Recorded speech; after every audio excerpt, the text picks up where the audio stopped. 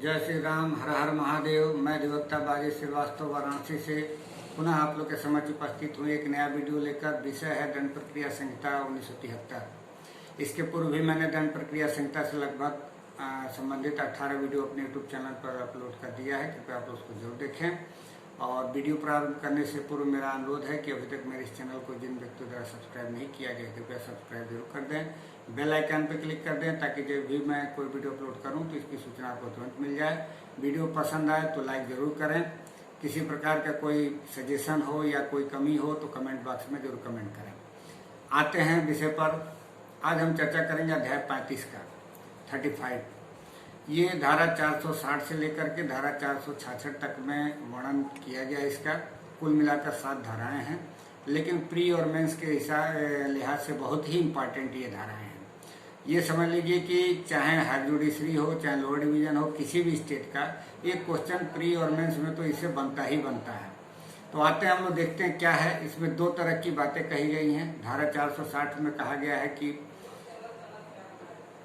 वे अनियमितताएं जो कार्रवाई को दूषित नहीं करती, यानी कि किसी न्यायालय द्वारा या कॉम्पिटेंट अथॉरिटी द्वारा कोई ऐसी अनियमितता कर देती है तो उसके द्वारा ये कार्रवाई को दूषित नहीं माना जाएगा। लेकिन वही धारा 461 में कुछ ऐसे फैक्ट हैं जिसको बताया गया है कि इस प्रकार की कार्रवाइयां मामले को दूषित कर देती हैं और वह पूरा का पूरा कार्रवाई शून्य घोषित कर दिया जाएगा। यदि धारा 461 में जो भी बातें कही गई हैं, यदि वो किसी न्यायालय द्वारा किया जाता है या मजिस्ट्रेट द्वारा किया जाता है तो कार्रवाई को दूषित कर देगा। उसके बाद की जितनी जो धाराएं हैं 462 से लेकर के धारा 466 तक एक प्रकार से अपवाद है। और सब में एक बात कॉमन है कि यदि फेल्योर ऑफ जस्टिस नहीं हुआ है किसी मामले में तो ये समझ लीजिए कि फिर उसका अनियमितता, चाहे वो किसी प्रकार की त्रुटि हो, कोई गलती हो, कोई मायने नहीं रखता है। बस सभी सेक्शनों में ये चीज ध्यान रखना है कि फेल्योर ऑफ जस्टिस नहीं होना चाहिए। अगर फेल्योर ऑफ जस्टिस है तब चाहे अपील न्यायालय हो, चाहे पुनरीक्षण न्यायालय हो, चाहे खुद का कोई न्यायालय द्वारा किसी आदेश को दिया गया है, तो वह न्यायालय की कार्रवाई में उसको पलटा जा सकता है, उसके दंड को या निष्कर्ष को या जो भी है उसमें उचित कार्रवाई की जा सकती है या पूरी कार्रवाई को सुनिश्चित किया जा सकता है। तो हम लोग एक एक करके देख लेते हैं। धारा 460 में कुछ गिनाए गए हैं ऐसे कार्य जिन जिन धाराओं में कि वो विसिएट नहीं करते, यानी कि मामले को दूषित नहीं करते हैं। ये ए से लेकर के आई तक है और धारा 461 में ए से लेकर के क्यू तक है जो कि विसिएट करता है। तो हम लोग देख लेते हैं पहले धारा 460। इसमें कहा गया कि धारा 94 के अधीन तलाशी वारंट जारी करता है। जब हम लोग धारा 94 पढ़ते हैं तो उसमें जो कॉम्पिटेंट अथॉरिटी है, जिला मजिस्ट्रेट है, उपखंड मजिस्ट्रेट है और प्रथम वर्ग मजिस्ट्रेट है। तो यदि इन 3 लोगों के अलावा कोई ऐसा मजिस्ट्रेट है कि धारा 94 में कोई आदेश जारी कर देता है तलाशी वारंट का, तो वह विसिएट नहीं होगा, यानी कि वो मामले को दूषित नहीं करेगा, वो क्षम्य है। यही बात धारा 460 में दिया गया है। अब इसका बी कर है किसी अपराध का अन्वेषण करने के लिए पुलिस को धारा 155 के अधीन आदेश देना, यानी कि जो एनसीआर दर्ज किया जाता है तो एनसीआर दर्ज कराने के लिए उसमें जब पुलिस अधिकारी को कोई भी सूचना दी जाती है तो तब तक अन्वेषण नहीं करता है जब तक कि न्यायालय द्वारा उसको आदेश न किया जाएगा। तो आदेश यदि कोई सशक्त मजिस्ट्रेट नहीं है इस पर्पज से और वो आदेश कर देता है 155 में, तब भी वो कार्रवाई को दूषित नहीं माना जाएगा, वो वैध माना जाएगा। अब इसके बाद करा धारा 176 के अधीन मृत्यु समीक्षा करना। तो मृत्यु समीक्षा भी जो मजिस्ट्रेट आप देखेंगे धारा 176 में कहीं आकस्मिक कोई ऐसी मृत्यु हो जाती है, कोई जलने से या किसी की हत्या हो जाती है या कोई विवाहित महिला है आत्महत्या कर लेती है या कोई ऐसा आगजनी से कुछ घटना घटता है, तो उस कंडीशन में मृत्यु समीक्षा जो है मजिस्ट्रेट द्वारा किया जाता है और वो उसमें सक्षम अधिकारिता जिसकी है वही कर सकता है।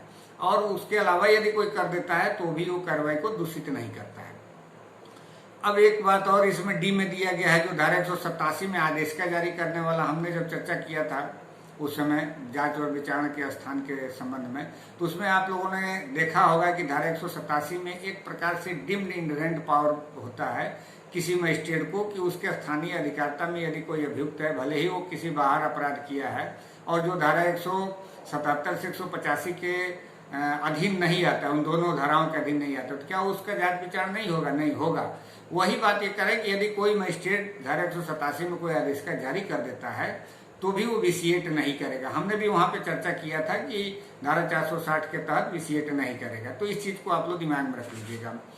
और उसके बाद कह रहा है कि ई में कि किसी अपराध का धारा 190 की उपधारा 1 के खंड क या खंड ख के अधीन संज्ञान करना। यानी कि एक चीज देखिएगा, जब हम लोग धारा 161 पढ़ेंगे तो उसमें जो खंड ग में संज्ञान लेने का जो तरीका है 190 के तहत उपधारा 1 के खंड ग में, तो उसमें है कि सो मोटो से भी ले सकता है या किसी अन्य तरीके से उसको कोई इत्तिला मिल जाती है तो संज्ञान ले सकता है कंप्लेंट के आधार पर, और क्या नाम है कि पुलिस रिपोर्ट के आधार पर। यदि नहीं है मामला, वो सो मोटो से यदि संज्ञान लेता है तो वो फिर विसिएट कर जाएगा, यदि वो सशक्त नहीं है संज्ञान लेने के लिए। तो यानी कि जो सशक्त किया गया मजिस्ट्रेट होगा वही व्यक्ति किसी भी मामले का संज्ञान ले सकता है। धारा 190 में यही बात कहा गया है, और यही बात यहाँ भी कह रहा है कि उसके खंड क और खंड ख के अधीन कोई संज्ञान ले भी लेता है तो वो विसिएट नहीं होगा। लेकिन उसका खंड ग जो है उसमें यदि संज्ञान लेता है तब तो सुमोटो से, तब तो अगर सशक्त नहीं है तो फिर वो विसिएट कर जाएगा। अब उसके बाद कह रहा है कि किसी मामले को धारा 192 की उपधारा 2 के अधीन हवाले करना। अब यहाँ एक शब्द मेक ओवर, देखिए कुछ टर्म्स ऐसे हैं प्रोसीजर में कि कहीं कमिटल है, कहीं मेक ओवर है, कहीं रिकॉल है। तीन शब्दों को आपको दिमाग में रखना होगा, क्योंकि मेक ओवर वही होता है जहां कोई उच्च हायर जो न्यायालय है वो अपने किसी सबॉर्डिनेट के न्यायालय में मामले को मेक ओवर करता है। यानी कि जैसे मान लीजिए सीजीएम है तो किसी भी अपने जूनियर को या सीजीएम को या जीएम फर्स्ट को या जीएम सेकंड को मामले को उसको मेक ओवर कर सकता है। लेकिन उसको कमिटल यदि करना होगा तो अपने से ऊपर के अथॉरिटी को करेगा, वहां फिर नीचे का अथॉरिटी को नहीं करेगा। जैसे जब भी कमिटल होगा तो एक्सक्लूसिव ट्राइबल बाई यदि सेशन कोर्ट मामला है तो उस मामले में 209 के तहत कमिटल होगा या 323 के तहत कमिटल होगा। यानी कि ट्रायल यदि किसी हायर अथॉरिटी के द्वारा होना है, हायर कोर्ट द्वारा होना है और निचली अदालत द्वारा उसका नहीं संभव है तो उस चीज को कमिटल करता है। लेकिन यदि मेक ओवर की बात आएगी तो मेक ओवर का मतलब हुआ कि वो अपने किसी नीचे किसी ऐसे न्यायाधीश को जो उसके सबॉर्डिनेट है उसको हवाले करता है सुनवाई करने के लिए, तो वो विसिएट नहीं करेगा। इसी प्रकार से ये बता रहा है कि धारा 306 के अधीन क्षमादान करना। जब उसमें हम लोग देखते हैं किसी ऐसे एविडेंस को लेने के पर्पज से जरूरी हो जाता है मामले में जहां कोई एविडेंस नहीं उपलब्ध होता है तो किसी अभियुक्त को ही इस शर्त पर क्षमादान दिया जाता है न्यायालय द्वारा कि वो उस सारे साक्ष्यों को बताएगा जो सही उसके नॉलेज में है। तो ये भी करें कि इस मामले में भी मामले को कार्रवाई को जो है दूषित नहीं करता है। ये अनियमितताएं जो है अगर जो कोई सक्षम अधिकारी नहीं है और कोई व्यक्ति 306 के तहत क्षमादान कर देता है तो वो फिर विसिएट नहीं करेगा। उसी प्रकार से करे धारा 410 के अधीन मामले को वापस मंगाना और उसका स्वयं विचारण करना। अब यहाँ रिकाल की बात हो गई है। अभी हमने जो मेक ओवर की बात कहा था, अब यहाँ रिकाल की बात है कि वो मामले को खुद अपने पास वापस मंगा लेता है और उसका विचारण करता है, तो ये भी विसिएट नहीं करेगा। अब इसके बाद करें धारा 458 और 459 के अधीन संपत्ति का विक्रय करना। यानी कि जो 6 मास का टाइम पीरियड होता है किसी संपत्ति को सेल आउट करने के लिए, जो कि राज्य सरकार के बेनाधीन होता है, या कोई परिसेबल नेचर का कोई संपत्ति है तो उसके लिए 6 महीने इंतजार नहीं किया जाता है, उसको 459 में जो है तुरंत सेल कर दिया जाता है। तो ये चीजें जो है यदि कोई सक्षम अधिकारिता वाला व्यक्ति नहीं है और उसने कर दिया है तो भी ये मामला विसिएट नहीं करेगा। ये धारा 460 है। अब ठीक इसको उल्टा धारा 461 है और इसमें कहा गया कि वे अनियमितताएं जो कार्रवाई को दूषित करती हैं, यदि कोई मजिस्ट्रेट जो निम्नलिखित बातों में से कोई बात विधि द्वारा इस निमित्त सशक्त न होते हुए करता है तो उसकी कार्रवाई शून्य होगी। सीधे सीधे यहाँ बात कर दिया गया। अब वो कौन सी कार्रवाई है तो यहाँ ए से लेकर क्यू में वर्णन किया गया है। कृपया आप उसको जरूर देख लीजिएगा क्योंकि वीडियो लंबा हो जाएगा, हम इसका चर्चा करेंगे। तो हम अब मुख्य चीजों का चर्चा करेंगे। अब 462 जो है इसमें कह रहा है कि गलत स्थान में कार्रवाई। गलत स्थान में यदि कोई कार्रवाई भी हो गई है तब भी वो तब तक विसिएट नहीं होगा जब तक कि इसके वजह से फेल्योर ऑफ जस्टिस नहीं हुआ है। यहाँ एक टर्म्स बस आपको ध्यान रखना है कि फेल्योर ऑफ जस्टिस नहीं होना चाहिए। और यही बात धारा 463 में भी कहा गया है कि 164 और 281 को बंधों का अनुपालन। अब जो वहाँ अकाउंटेबिलिटी तय की जाती है एक मजिस्ट्रेट का धारा 164 में जो सक्षम है, और वह मजिस्ट्रेट यदि जो उसमें फॉर्मेलिटी की बात कही गई है फॉर्मेलिटी नहीं करता है तो मामला फिर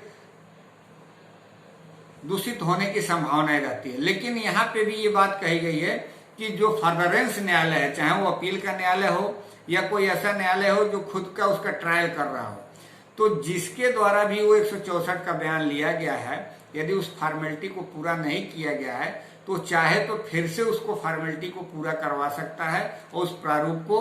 और इसमें यही बात कह रहा है कि ऐसे अनुपालन के बारे में साक्ष्य ले सकता है, और यदि उसका यह समाधान हो जाता है कि ऐसे अनुपालन से अभियुक्त की गुणागुण विषयक बातों पर अपनी प्रतिरक्षा करने में कोई हानि नहीं हुई है और उसने अभिलिखित कथन सम्यक रूप से किया था, तो ऐसे कथन को ग्रहण कर सकता है। मतलब यदि कोई फॉर्मेलिटी करने में चूक हो गई है और उसको अपने प्रतिरक्षा करने में कोई उसको दिक्कत नहीं है, तब वो तभी उसी को ग्रहण किया जाएगा, अन्यथा उसका जो भी है 164 का बयान ग्रहण नहीं किया जाएगा। अब आते हैं हम लोग 464 में। तो 464 को हम लोग रिलेट करके देखते हैं धारा 215 से। 215 में एक बात कही गई है कि कभी भी आरोप विरचित करने में या उसके अभाव में कोई गलती हो गई हो या त्रुटि हो गई है तो उसका प्रभाव कब होगा कब नहीं होगा। तो वहां पे यही बात कहा गया कि यदि भुलावे में पड़ गया है कोई अभियुक्त उसकी गलती के कारण, तब तो वो महत्व है, मेरिट जो भी है उसकी तात्विक हो जाएगा। लेकिन यदि वो भुलावे में नहीं है, जो कुछ भी उस पर आरोप लगा है भले वो गलती से लगा है, और इसका जो वो है क्या नाम है कि इसका भी रीजन वही है कि फेल्योर ऑफ जस्टिस नहीं हुआ है, तो फिर वो कोई मायने नहीं रखता है। और यदि फेल्योर ऑफ जस्टिस है तो फिर से उसका विचारण होगा और फिर से उस तरीके के आरोप उसको विरचित किया जाएगा और उसको सुनाया जाएगा। और फिर उसके बाद से आता है धारा 465। इसमें कहा गया है कि निष्कर्ष या दंडादेश कब गलती, लोप या अनियमितता के कारण उलटने योग्य होता है, तो वह भी तभी होगा जब फेल्योर ऑफ जस्टिस हुआ हो।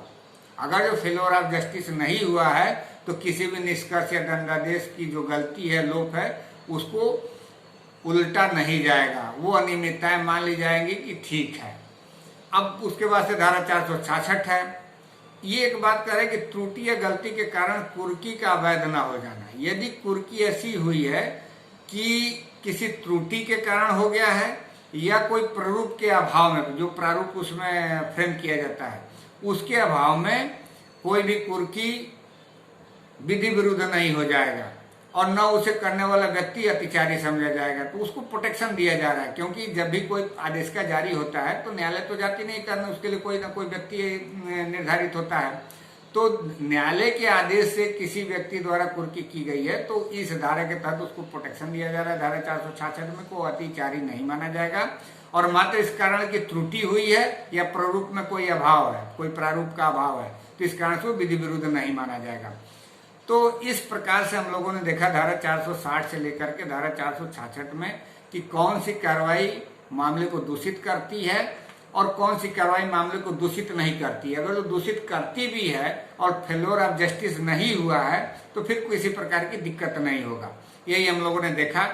और मेन जो इसमें इंपॉर्टेंट धारा है वो धारा 460 भी है, धारा 461 भी है। धारा 460 के जितने भी ए से लेकर के आई तक की व्यवस्थाएं हैं या धारा 461 में जो ए से लेकर क्यू तक की व्यवस्थाएं हैं उसको रटने वाली बात है और दिमाग में बैठाने वाली बात है। आप लोग उसको जरूर बैठा लीजिएगा क्योंकि प्री में उसी से क्वेश्चन आता है।